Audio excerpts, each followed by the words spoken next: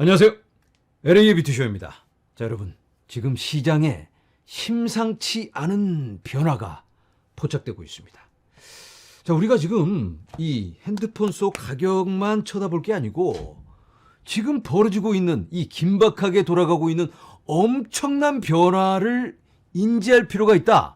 일단 이렇게 말씀을 드립니다. 자, 제가 어제 마이크로 스트래티지가 나스닥 100에 추가됐다라고 말씀을 드렸는데 완전히 된 건 아니고 이제 곧 추가될 걸로 예상이 되는데 내일 결정이 납니다. 금요일. 잠시 후면 미국은 지금 13일이 되는데요. 13일에 금요일. 13일에 금요일. 13일에 금요일에 중요한 결정이 나올 것 같습니다. 나스닥 100에 추가된다. 안 된다. 이 결정이 나오게 되는데 블룸버그의 에릭 발추나스는 추가될 가능성이 높다. 12월 13일에 발표를 하게 되는데 12월 23일부터 QQQ에 추가가 돼서 거래가 됩니다. 추가되면 전체 비중의 0.47%를 차지하는 40번째로 큰 회사가 됩니다. 이 지수를 추적하는 ETF가 5,500달러 규모, 그리고 S&P 500은 아마 내년에 추가될 걸로 예상을 하고 있습니다. 제가 지난 영상에서 설명드린 것처럼 만약에 추가가 된다면 나스닥 100을 추종하는 모든 펀드, ETF 등등에서 마이크로 스트래티지를 보유를 해야 되니까 그만큼 사야 된다는 얘기입니다. 마이크로 스트래티지 주식을 산다는 건 그만큼 비트코인이 또 사진다는 의미일 수 있겠죠. 이렇게 표현해 볼 수 있을 것 같습니다. QQQ, 이 QQQ라는 요새가 있습니다. 이 요새를 정복해야 하는데 MSTR, 이 마이크로 스트래티지라는 목말을 입성시킵니다. 이 목만에는 BTC가 들어있죠. 자, 이 패시브 인베스터들, 소극적으로 인덱스에 투자하는 이 사람들이 두 팔을 벌려서 환영하고 있습니다. 이런 실적 좋은 회사가 들어오면 전체 QQQ의 가치가 올라가게 되는 거죠. 이런 투자자들은 리스크를 원치 않습니다. 그래서 바로 이런 인덱스에 투자를 하는 건데요. 상위 100개 회사가 다 섞여 있으니까 안전하다고 볼 수 있겠죠. 이런 안전 투자만을 외치는 사람들도 이제는 BTC에, 비트코인에 노출이 되게 됩니다. 그래서 마이크로 스트래티지의 나스닥 100 편입, 그리고 S&P 500 편입은 매우 중요하다고 볼 수 있겠습니다. 자, 지금 온 세상의 시선을 한 몸에 받고 있는 사람이 있습니다. 바로 화면에서 보고 계시는 도널드 트럼프. 타임지가 이 도널드 트럼프를 올해의 인물로 선정했습니다. 지금 확인되고 있는 많은 변화의 중심에 있기도 한데요. 이 사람이 화제의 인물이다. 이건 뭐 누구도 부인할 수가 없는 현실입니다. 어쩌면 전 세계의 금융 질서를 재구성할 수도 있는 그런 가능성을 갖고 있죠. 바로 그 근간에는 비트코인 전략적 준비자산. 이런 상상하기 힘든 어마어마한 변화를 꾀하고 있기 때문에 더 주목을 받고 있지 않나. 오늘 이 사람이 기념으로 미국의 뉴욕 증권거래소 오프닝 벨을 울렸습니다. 땅땅땅땅땅땅. 굉장히 상징적인 건데요. 뭔가 큰 업적을 이뤘을 때 이렇게 뉴욕 증권거래소에 오프닝 벨을 울리는 그런 풍습이 있습니다.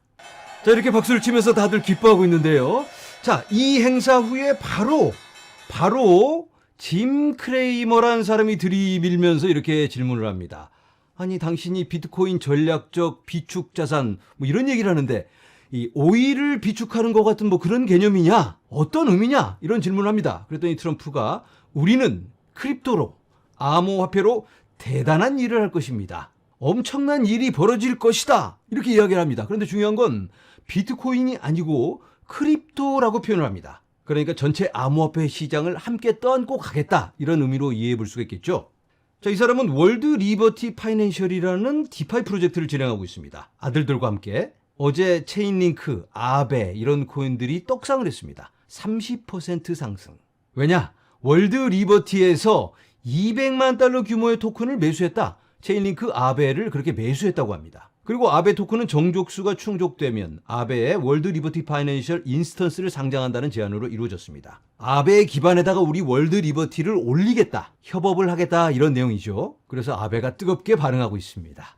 자, 이런 매수한 기록은 언체인에 남아있겠죠? 한번 확인해 보도록 하겠습니다. 월드 리버티는 이더리움, 체인링크 아베를 매수합니다. 1000만 달러 USDC를 팔아서 이더리움을 매수했고요. 100만 달러를 사용해서 4만 1000개의 체인링크를 매수. 그리고 또 100만 달러를 사용해서 아베를 매수했습니다. 그런데 그게 모자랐는지 추가로 또 매수를 합니다. 체인링크 100만 달러 더. 그리고 아베 24만 6천 달러 추가 매수. 그래서 11월 30일부터 지금까지 월드 리버티가 매집한 코인은 3천만 달러 규모의 이더리움, 1,000만 달러 규모의 CBBTC, 이건 코인베이스 기반의 비트코인입니다. 그리고 200만 달러 규모의 체인링크, 125만 달러의 아베. 자, 뭐 공통점이 있다면 뭔가요? 디파이 관련 코인들이죠. 우리가 트럼프가 좋든 싫든 이런 흐름은 우리가 주시하면서 어쩌면 묻어가야 되지 않을까 이런 생각도 해봅니다. 자, 이제는 비트코인 관련입니다. 텍사스 의원 지오바니 카프리글리온, 이 사람이 텍사스도 비트코인을 전략적 준비 자산으로 매집하자 이런 법안을 발의합니다. 자, 그래서 미국에서 공식적으로 비트코인 전략적 준비 자산 법안이 발의된 주는 텍사스 그리고 펜실베니아입니다. 이 두 개의 주 말고도 친암호화폐적인 주들이 굉장히 많습니다. 그런 주들이 지금 눈치를 보고 있는데 아마 당연히 이렇게 쫓아오지 않을까, 이런 합리적인 예상을 해볼 수 있습니다. 미국 연방정부에서 하기 전에 미리 사재기를 한다면 훨씬 큰 수익을 올릴 수가 있겠죠.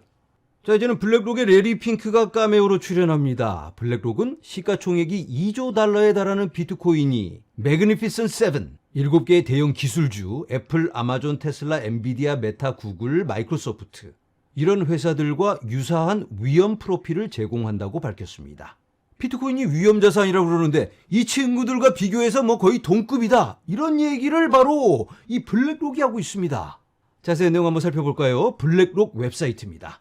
비트코인을 포트폴리오에 담는 비중, 이 비중에 대해서 논하고 있습니다. 비트코인의 가치에 대해서, 그리고 어느 정도 알로케이트를 해야 되나, 배치를 해야 되나, 여러 경우의 수를 따져봤을 때 내 포트폴리오에서 1% 비중을 비트코인에 담는다면 리스크 비중이 2% 정도가 됩니다. 비트코인이 2% 비중을 차지한다면 5% 리스크로 올라갑니다. 비트코인이 4%가 된다면 14%의 리스크. 자, 이걸 아까 그 대형 기술주와 비교를 해봅니다. 대형 기술주는 4%의 리스크를 갖고 있습니다. 그러면 대략 5%, 여기와 동급이라고 볼 수 있겠죠. 미국 사람들이 가장 선호하는 주식, 바로 이 주식들인데요.